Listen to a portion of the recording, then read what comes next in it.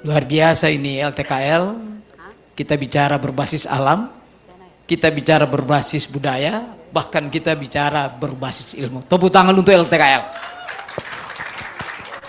Hari ini saya ingin menyampaikan bagaimana transformasi komoditas di Gorontalo.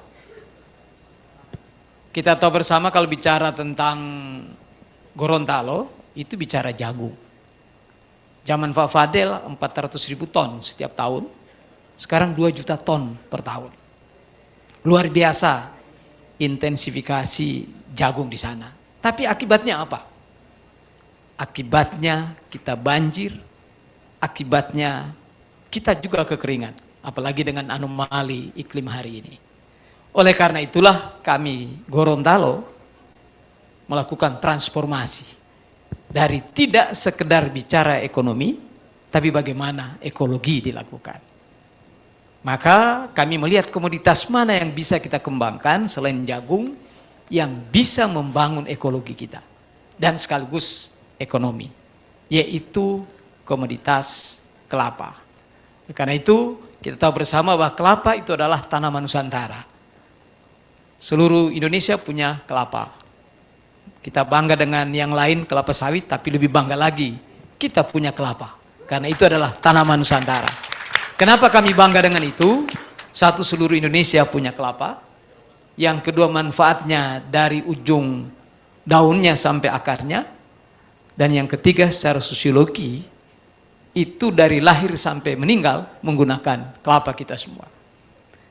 Bapak sekalian, apa yang kami lakukan di sana? Yang pertama, kita terus mendorong kelapa ini dilakukan dengan baik. Baik dari penanamannya sampai dengan produksinya.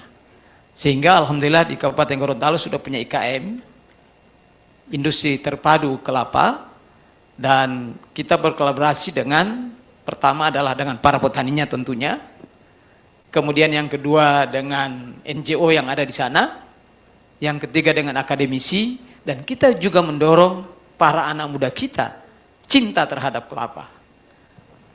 Bapak sekalian, dalam rangka itu juga kami terus melakukan inovasi-inovasi yang terkait dengan kelapa. Hal ini kita lakukan bagaimana penanaman jagung di bawah tapi ada kelapa di dalamnya. Kita terus mendorong kegiatan perkelapaan ini. Tahun yang lalu kami membuat namanya World Coconut Day, Hari Kelapa Sedunia di Gorontalo, dalam rangka mendorong kecintaan kita terhadap kelapa. Nah, oleh karena itu saya hadir hari ini, ada Pak Arifin akan menceritakan bagaimana kelapa ini di bidang ekonomi kita lakukan. Silakan Pak Arifin sebagai Kepala Dinas UMKM Koperasi. Terima kasih Pak Bupati. Baik Bapak Ibu, alhamdulillah dengan kebijakan untuk mengembangkan kelapa secara terpadu itu, maka pemerintah Kabupaten Gorontalo melakukan inovasi-inovasi dalam rangka pengembangan produk berbasis komoditi kelapa. Kita menginisiasi untuk mendirikan pabrik tepung kelapa atau desiket kekenat yang alhamdulillah itu berorientasi ekspor. Di samping kita juga mengembangkan produk-produk lainnya melalui kerjasama dengan berbagai pihak, antara lain pengembangan produk minyak kelapa dan VCO dan juga produk-produk turunan lainnya. Dan insya Allah itu juga melalui dukungan DAK non fisik kita berusaha untuk melakukan standarisasi produk-produk yang berbasis komoditi kelapa tersebut. Dan alhamdulillah juga melalui dukungan mitra dan kerjasama berbagai pihak kami bisa mengunlock dana alokasi khusus untuk pengembangan PLUT, Pusat Layanan Usaha Terpadu di Kabupaten Gorontalo, yang nanti insya Allah dapat dioptimalkan juga perannya untuk mendukung pengembangan produk-produk berbasis kelapa yang dihasilkan oleh UKM. Pembangunan PLUT ini insya Allah kita akan menurut rencana insya Allah kita akan resmikan pada bulan November nanti. Dengan peran utama, terima kasih. Peran utama dari PLUT ini kita harapkan menjadi pusat inkubasi pengembangan berbagai produk yang berbasis alam, dan insya Allah juga layanan unggulannya antara lain adalah pengembangan kemasan dalam rangka meningkatkan added value bagi produk-produk UKM. Dengan fokus selain produk-produk yang dihasilkan adalah kita usahakan adalah produk-produk lestari, dan juga nanti kemasannya adalah kemasan yang ramah lingkungan yang bisa didaur ulang. Nah, kesemuanya ini kita harapkan dapat dimanfaatkan untuk pengembangan ekonomi masyarakat dan para pelaku UKM itu sendiri, baik yang berada di perkotaan maupun juga sampai di lingkungan kawasan hutan. Berbicara tentang hutan ini, kita memiliki salah satu pengembangan ekologi di Gorontalo, yakni Tahura, yang ceritanya akan disampaikan oleh Pak Ivan. Silakan. Ya, terima kasih Pak Kadis Koperasi UMKM, Pak Arifin Suhaib. Saya izin melanjutkan Pak Bupati. Sebenarnya saya deg-degan teman-teman di sini, satu panggung dengan Pak Bupati. Deg-degan tapi senang juga sebenarnya. Ya, mungkin saya mulai dari transformasi pemerintah Kabupaten Gorontalo. Itu sebenarnya tidak saja transformasi di bidang pengelolaan, pengembangan pertanian berkelanjutan, tetapi transformasinya kami itu dalam aksi dan inovasi untuk konservasi tentunya. Nah, kenapa saya katakan aksi dan inovasi? Karena salah satu kebijakan Pak Bupati itu merubah fungsi Bupati hutan mana ini? produksi. Merubah fungsi hutan produksi menjadi fungsi konservasi dalam bentuk taman hutan raya.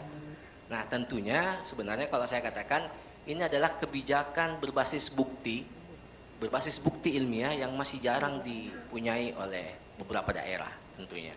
Berbasis bukti ilmiah, kalau saya ceritakan sedikit bahwa tahun 2019 itu ada ekspedisi riset dari Lembaga Ilmu Pengetahuan Indonesia, LIPI, mungkin kalau sekarang kita kenal dengan BRIN, ya. Itu diketuai oleh Profesor Dedi Darnaidi, salah satu guru besar biologi dari Universitas Nasional. Itu dengan timnya didukung oleh Yayasan Adudunanto Internasional, itu melakukan ekspedisi riset di hutan produksi terbatas yang bersebelahan dengan Nantu. Jadi kalau kita lihat di gambar ini, Nantu itu yang berwarna ungu, sedangkan yang hijau itu adalah hutan produksi terbatas, menjorok masuk ke Suaka Marga Satwa Nantu. Nah, tim ini menemukan bahwa ternyata keanekaragaman hayati yang ada di hutan produksi terbatas itu identik dengan yang ada di Suaka Marga Satwa Nantu. Salah satunya ada flora yang dianggap sebagai jenis baru. Nah, sehingga dengan berdasarkan ini, Bapak Bupati melalui pemerintah Kabupaten Gorontalo mengusulkan untuk merubah fungsi, sebagian fungsi maksudnya, 10.000 hutan produksi terbatas itu 6.000-nya diminta oleh Kabupaten Gorontalo berubah menjadi hutan konservasi dalam bentuk taman hutan raya. Nah, inilah yang saya katakan kebijakan berbasis bukti oleh pemerintah Kabupaten Gorontalo. Nah, tentu kebijakan ini tidak punya dasar. Dasarnya apa? Bapak Bupati ingin menyelamatkan keanekaragaman hayati yang ada di kawasan tersebut. Tentu yang paling penting adalah jasa ekosistem, sumber daya air yang berada di hulu Das Paguyaman. Nah, tentu manfaatnya bukan saja untuk generasi saat ini, tapi juga untuk generasi masa yang akan datang. Intinya keberlanjutan kan di situ sebenarnya. Nah, sehingga dengan adanya Tahura, di mana wewenang kawasan hutan konservasi itu berada di pemerintah daerah, maka pemerintah Kabupaten Gorontalo itu punya wewenang yang lebih luas untuk mewujudkan keberlanjutan. 3 pilar keberlanjutan itu adalah pilar lingkungan, pilar sosial, dan pilar ekonomi. Saya tambahkan lagi satu adalah pilar kelembagaan. Karena bagi kami di Kabupaten Gorontalo, pilar kelembagaanlah yang merangkul semua pilar-pilar tersebut.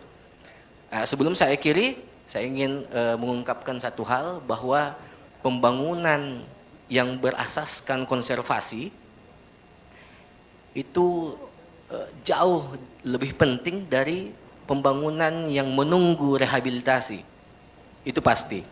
Sehingga saya mengajak teman-teman yang hadir di sini, kami dari pemerintah Kabupaten Gorontalo, mari kita sama-sama mewujudkan Kabupaten Gorontalo lestari untuk seluruh generasi. Mungkin itu saja, terima kasih. Ya, makasih Pak Arifin, Pak Irfan. Tadi saya menyampaikan bahwa ada transportasi kelapa, bukan hanya Gorontalo, tapi saya sudah menghimpun ada 148 kabupaten penghasil kelapa Indonesia tergabung dalam KOPEK, Koalisi Pemerintah Daerah Penghasil Kelapa, dan kebetulan saya komandannya.